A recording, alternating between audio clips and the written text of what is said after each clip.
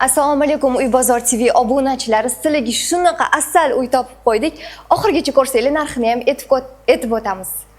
Mana ko'rib turibsizlar, bu tashqi fasadi, o'zini kichkina yozgi oshxonalari, mini yashil zonalari va yozgi o'tirish joylari bor. Endi esa asosiy binoga kiramiz.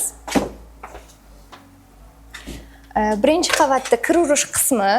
Ko'rib turganingizdek, katta koridor, juda ham shinam, tepli pol ekan. Shunda oyoqdan issiq urib turibdi. Oshxonani ko'rsataman. Vau, qaranglar. Hamma ayol orzu qiladi shunaqa oshxonani. Undan tashqari qarang. Bu yerda katta o'tiradigan zonasi. Bu yerda ayolingiz ovqat tayyorlasa, bu yerda mazza qilib siz televizor ko'rib o'tirasiz. Endi bo'lsa, birinchi qavat sanuzelni ko'rsataman. Qaranglar. Joydan juda ham unumli foydalanilgan, ya'ni zinani tagiga kichkina sanuzel qo'yib ketilgan. Qaranglar buni asalligini. Bu bo'lsa zal qismimiz. Hamma kelgan mehmonlar to'g'ri shu yerga kiraveradi. Juda ham shinam, ixchamgina uy.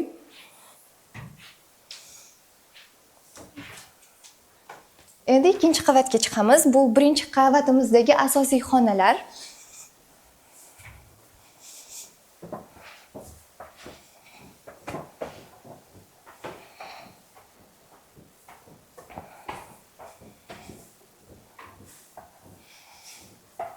Bu ikkinchi qavatda umumiy ko'rinishi.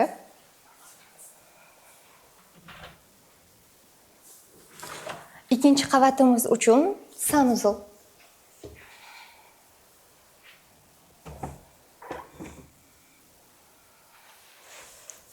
Ota-onalar yotoqxonasi juda ham shinam, buni ranglarini qaranglar. Havas qildim.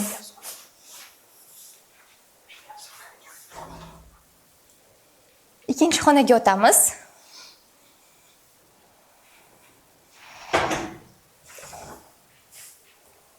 Bolalar xonasi.